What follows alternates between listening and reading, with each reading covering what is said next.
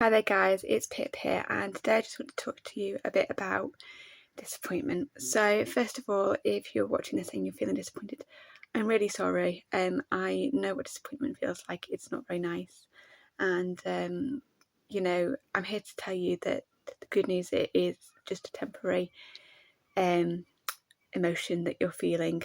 Our emotions are great feedback systems, and whatever you are thinking about right now is basically just not in alignment with what you truly want. That's all our emotional feedback mechanism is for. But I want to talk to you a bit about how to deal with that emotion and how to really kind of overcome it. So first of all, why are you feeling the way you're feeling? Is it someone that's let you down? Is it a situation that you thought would happen and it didn't? The reason I'm asking those questions is because it's important to know what exactly it is you're disappointed about. So say, for example, you go for a job and you didn't get that job. Are you disappointed because that was the job that you really, really wanted, or it was a company you really wanted to work for? Or is it because you wanted the money, basically? You've been out of work, you're bored maybe? Was it because that you felt like you didn't put yourself across in the best way that you could have done? Is it because is it because of something else rather than what would be immediately apparent on the surface, basically? So that's the first thing to consider.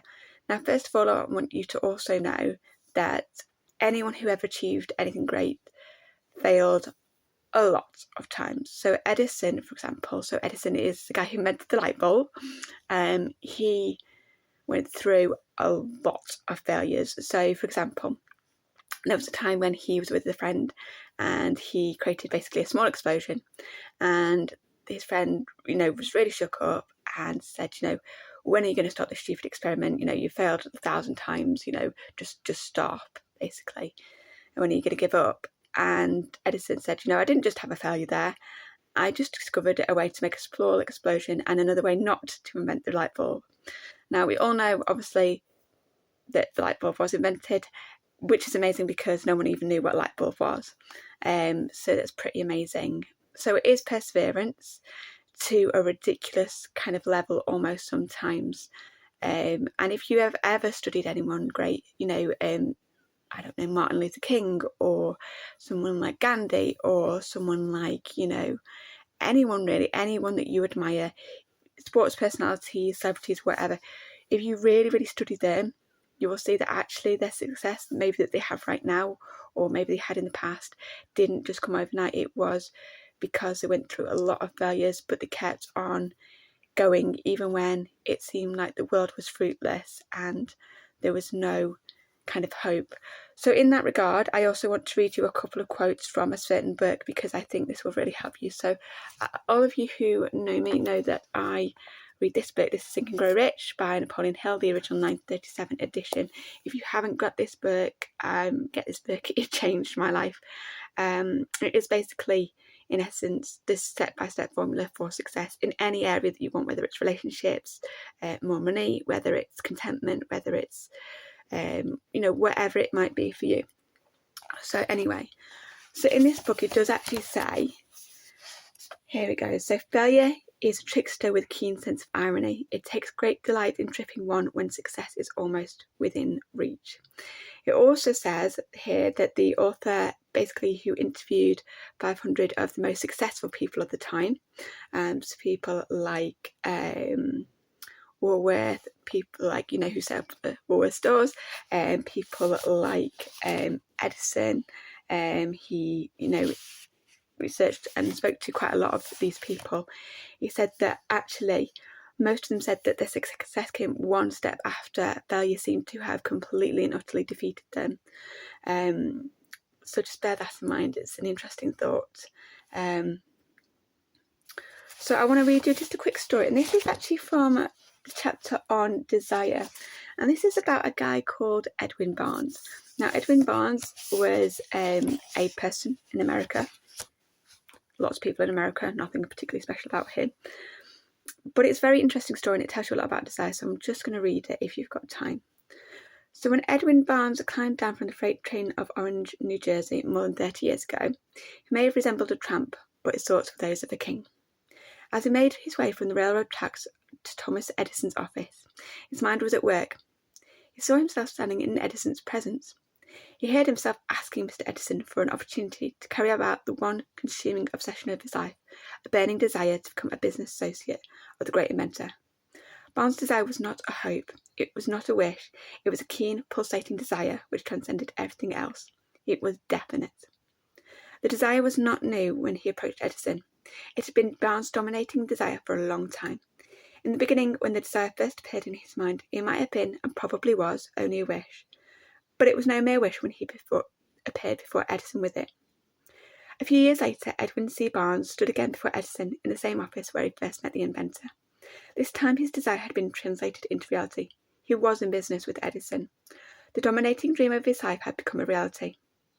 Today, people who know Barnes envy him because of the break life yielded him. They see him in his days of triumph without taking the trouble to investigate the cause of his success. Barnes succeeded because he chose a definite goal, placed all his energy, all his willpower, all his effort, everything back with that goal. He did not become the partner of Edison the day he arrived. He was content to start in the most menial work as long as it provided an opportunity to take even one step towards his cherished goal. 5 years passed before he had the chance 5 years passed before the chance he was seeking made its appearance. During all those years, not one ray of hope, not one promise of the attainment of his desire had been held out to him.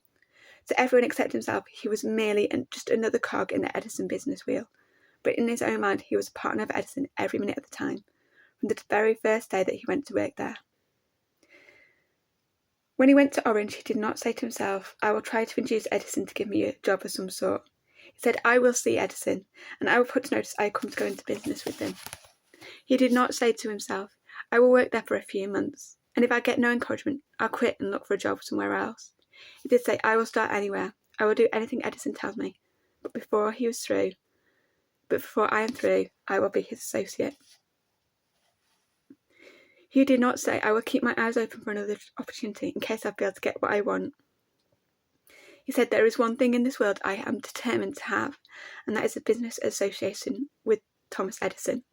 I will burn all my bridges behind me, and stake my entire future on my ability to get what I want.